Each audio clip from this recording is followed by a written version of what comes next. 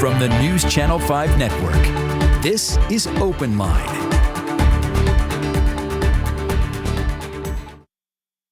Hello, everyone. Welcome to OpenLine. Glad you're with us tonight.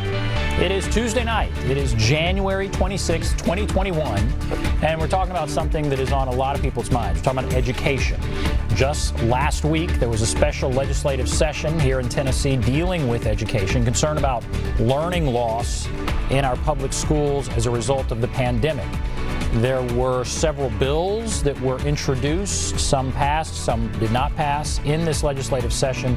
And tonight we are going to be talking about those bills and what may come up in the next legislative session, the General Assembly, when it meets later on this month, I believe, or next month. But we have with us as our guest, joining us via Zoom, Representative Mark White, Republican from Memphis. He is the Education Committee Chair in the House. Representative White, thank you for being here. Thank you, Ben. Appreciate it. Nice to be with. Big picture, well, yes. There are people here in Nashville, certainly, that have a lot of questions about in-person learning and tying state funding to in-person learning. Teachers all across the state are interested in the pay raise that was passed. So I'll ask specifically about those in a moment. Big picture, though, for you, were you happy with this special session? Were you not happy? What were your thoughts about it? Right. Well, the governor called the special session to deal with mainly three aspects. You know, the pandemic or the COVID has brought extreme attention to it, but we've been needing to go in the direction we're going in for a long, long time because third grade reading literacy that we all hear about all the time. And so now we're able to put into place some things that we need to anyway, and also deal with the learning loss. But last week when we had the special session, the governor had called, worked many hours before special session, a group of us that sit on the education committee and in leadership and with the governor's office, and put together these bills so that they went pretty smooth last week. So we feel pretty good that we accomplished something that would help the Tennessee students going forward. Number one thing, and then I'm going to start asking about, you know, in-person learning and teacher pay raises. But what do you think the number one thing is that you did accomplish? Well, one thing we didn't get to do it last session because the COVID hit and we had to shut down and pull back money. But we passed the literacy bill, which is a bill that says that we're really going to focus on this third grade reading. Everybody hears every day only about 1 out of 3 of our students are reading on grade level by the end of third grade. So we passed a literacy bill where we would adopt foundational literacy skills to teach in our K through 5th grade, K through 2nd grade, and 3rd grade. How do you teach a child to read? Phonemic awareness, phonics, fluency, vocabulary, all the above. And so we've adopted that. And we're also requiring our colleges that train our future teachers that they teach the teachers before they come out of college so they're ready to hit the classroom running. I think that's one of the biggest things. Okay, we can talk more about that. Certainly if people have questions about it. But let's talk about in-person learning versus virtual learning. The governor was certainly very critical of the 2 major school districts in the state, that would be Nashville and Memphis, that remain virtual. There was an attempt to tie state funding to how many in-person instruction days school districts offer to students. That ultimately did not pass, but it could come up again, as I understand it, in the next session. What do you think about that? What do you think about tying state funding to the number of in-person instruction days? Okay.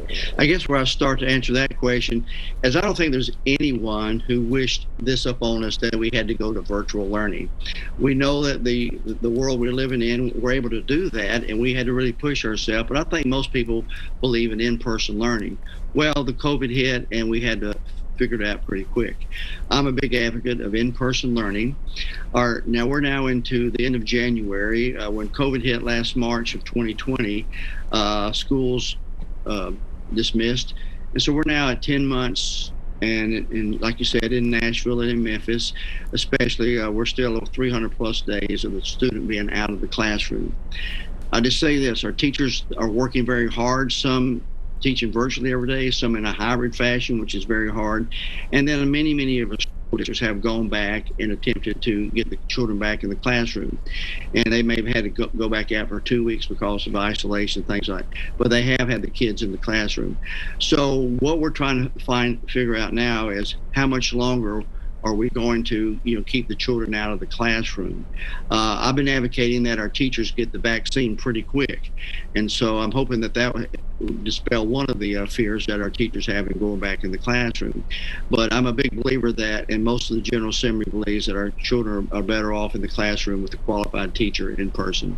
Certainly, I think anybody would believe that. There's also, though, the concern about safety, and there's the concern about local control over school districts. Do you think the legislature should tell school districts in Nashville and Memphis who have made a decision, should they kind of Bigfoot that decision?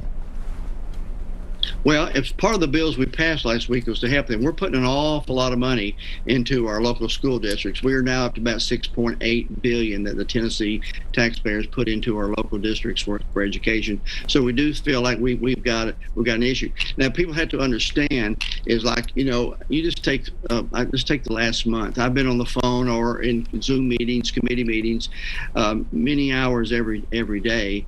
And the broad spectrum of what people believe or want, some way over on one side, totally virtual, some on the other side say you got to have the children. So we're trying to find children back in the classroom. So we're trying to find solutions going forward. So I think the state does have a very large role to play, but we have 147 school districts, and the bottom line is if Tennessee is going to continue to move forward in this age of technology, we got to have educated population of students coming through our K through 12. Do you think this will come back up in the regular session? Do you think there'll be another bill that will try and push districts, Memphis, Nashville, back into in-person learning? Yeah. Here's the thing. I hope most people understand this. The General Assembly is made up of 99 House members from across the state of Tennessee, which is pretty long. Also 33 senators. The fact that it wouldn't come back up, I'd be surprised, because we have a lot of people with a lot of ideas. One thing that happens is just because a person says something up here or files a bill doesn't mean it's going to happen, but people like to put things out. But once they have put out, we usually have to deal with them in committee and talk about them. Now, they may go away very, very quickly. Now, this was one that happened in a special session about, taking the funds away from our Shelby County schools or Metro Nashville. That was just talk at that particular time, because people are interested in how do we, get our children back in the classroom. Now, it may come back again, but I think we're going to have to be very, very careful. The virus is real. Many of our teachers that come to school, they have elderly parents at home. You just can't say one thing. You've got to find solutions, and that's really. I've been this is my 12th year in the General Assembly, and I really, really enjoy finding solutions to our problems, not trying to say we're going to go in this direction or that, because one thing I've learned, there is one size does not fit all, especially in our school system. That's why I'm a big advocate of school choice, because I think the more choice you have in our schools where parents can take advantage of things, the better off we are, because there is not one solution for anything. And as the chair of the Education Committee in the House, you're a pretty important individual up there when it comes to education issues. Why did this most recent bill, this bill that would have tied state funding to the number of in-person instruction days, why did it fail, in your opinion, in this special session? Well, if we were to pass a bill such as that, let's just take, I represent the Shelby County schools, which is Memphis. If you were to pass a bill that quick and say you've got to have in school for the next 70 days, that pretty much is most of the days for the rest of the school year.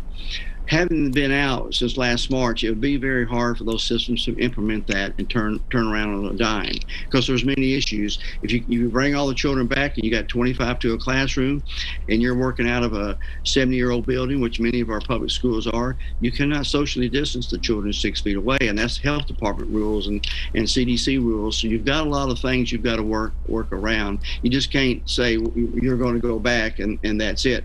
There's a lot of ifs, ands, and buts and maybes going through this process.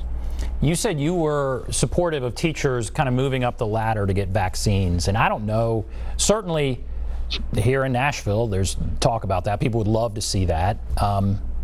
And I'm sure, I would think in Memphis, where kids there are also out of school, they would love to see that. How much power do you have? Can the legislature do that? Can we move teachers up the list? Can we get them vaccinated? And maybe that does help get them back in school? It is the governor's and the Department of Health's decision as to the levels, because we all know the elderly and the nursing homes they should be first, whatnot. But I did ask the governor a number of weeks ago if you would move them up, and so they went from a little bit lower phase to phase I think is B1, 1B1. And moved them up. Now, I understand that in some of our rural communities, teachers are already getting the vaccines. Now, in places like Memphis, I found out yesterday it's not happening yet, and I'm trying to find out the answer, or when it's not getting enough vaccines down to all areas. There's the problem, if you watch the national news, is maybe the states aren't getting as much of the vaccine as what they originally anticipated, and there's just not enough to filter out across the state. It's like late February before our Shelby County teachers get the vaccine. So I'm asking, maybe we can figure out a way to push that up. That's one more thing we can take off the table, the fear of the COVID. If you have the vaccine, maybe to encourage our teachers to go back to school.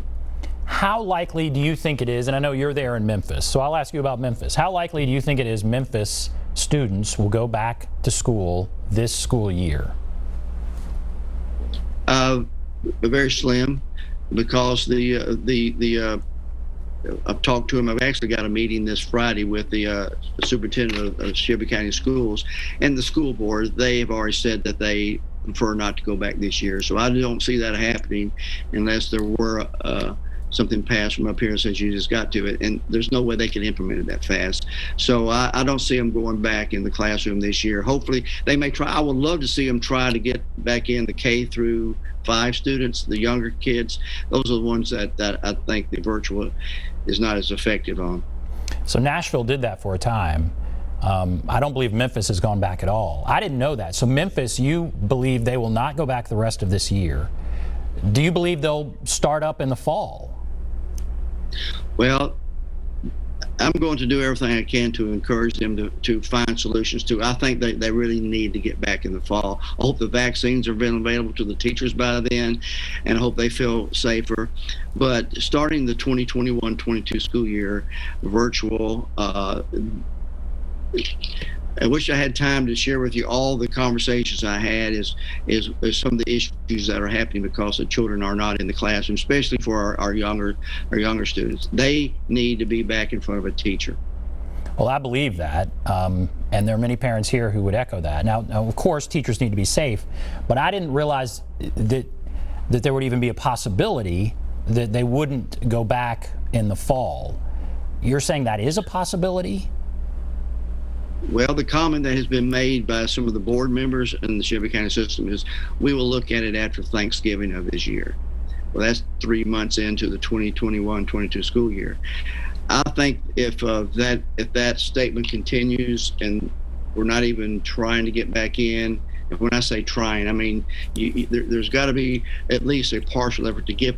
Many parents want the option to have their children back in. Some parents don't, and maybe we could keep the virtual option open for them. But you've got to give those parents in the public school system who want their child back in, because there's many factors that makes it better. We need to give them that option at least. So that's what we're asking for in these systems, whether it be Metro Nashville or Shelby County Schools. Let's give the options for those parents who want that, because one size doesn't fit all again. Well, all right. Again, you're telling me things I didn't know. So they said in Memphis that they would look at it after Thanksgiving. So again, if teachers are vaccinated, I was hoping they could get vaccinated in the next couple of weeks. But I think everyone believes they would be vaccinated by the summer, I believe. Am I right to say that? Wouldn't you think? I've heard there'll be vaccinations available in pharmacies and that kind of thing in the summer. So right. Why wouldn't they go back to school in the fall? Well, from what I hear, there's many factors. Many is one statement that was made was, of course, if we get the vaccines, they feel safe. And then her statement says, well, not until the students get the vaccines do we want our schools reopened. This is a national debate and this is a local debate, and I'm never going to bring politics in it because I don't let politics come into my education committee. But there are different philosophical beliefs on this. And so, but I work the General Assembly up here. If you can see with the conversation that happened last week, between when we go back into session on February 8th to the end of April, when we're normally finished, there will be a lot of conversation about what do we do to make sure these students get back into the schools. I don't think there's going to be a lot of wiggle room to say you can't go back by August unless there's another COVID outbreak that we just can't control. So yeah, the idea, and let me paraphrase what I think you're saying. You don't think, you wouldn't necessarily support some bill that would take away state funding if kids didn't do in-person learning, I guess this school year up until the summer. But maybe you would consider it beginning in the fall? Is that what you're saying, or is that not what you're saying?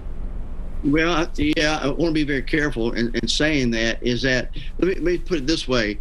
We do know that about 30,000 students across Tennessee they're not on the rolls that were there last year. Now, those 30,000 students not being on the rolls, that's going to affect BEP funding anyway, unless we hold harmless and just give them all the money, each district all the money based upon what it was this 2019-2020 school year and 2020-2021. So they're going to lose money anyway if we don't get a handle on this, because a lot of virtual students, we don't know where they are. So in Memphis, I think the figure is around 3,000. I forget what it is in Nashville. So they're going to lose money anyway. So my question is, if you're not going to do everything you can to at least do a back in-person option, and possibly that's a remedy say, we just can't give you full funding because you're not. This is a huge problem, and I want to be clear to the public that's listening is that I understand the COVID, I understand how serious it is. But a child's education is serious also. And when you're going on now 1 year and you're getting into another year, a half year, where there's learning loss going on with these young children, especially in our poor families and things where there is not the foundation where they're getting the best virtual education, we're hurting ourselves as a state. And just right at the time when we were really cooking very well, with Tennessee's growing with like leaps and bounds with new businesses coming in, as we all know, living in Nashville, those who live in Nashville. So this is a very serious thing, and we take it seriously. We just cannot make excuses for children not being in school. We're going to have to find a solution, because once again, virtual works in some situations. It's not a replacement for in-person school. Now again, you're chairman of the education committee. You're a Republican from Memphis, so you know Memphis, and I've been asking you about Memphis. I want to ask you now about Nashville. That's the other major district that is in person. Have you heard the same thing coming out of Nashville or not? You have not heard talk about not starting back to school in the fall. I have not heard that from Nashville. I know they tried to go back, and then the COVID hit again, and they had to go back out. I'm not so sure, and I had to be careful. I'm not so sure if they're going to be out the rest of the year, or they're going to try to go back and maybe in a hybrid portion. You wouldn't believe the emails we get from people though who are just begging them to have some option to go back in. Many parents in Nashville want their children back in school also. Do you get more emails from Nashville than you do Memphis? On that matter right now, I have been. Yeah, the weeks leading up to special session, the emails coming in from Nashville Metro parents was pretty big. They said, we want our schools open back up. So, okay, all right, well, that kind of sets the table. I appreciate your candor there. I did not know that there was talk in Memphis about, I didn't know the fall was in jeopardy. It's interesting you say that's not what you've heard in Nashville, which is good. I know there's a school board meeting tonight, and we'll keep following this. But, all right, well, thank you. That kind of sets the table. Now we're going to open it up for calls. Certainly other things that were discussed in this session, teacher pay raises, testing for students. There's a lot to talk about in this last legislative session, but that in-person learning is a huge issue in Nashville and, of course, Memphis. So we'll take a break. We'll come back, start taking your calls. There's the number to call, 615-737-PLUS, 615-737-7587. Be back right after this.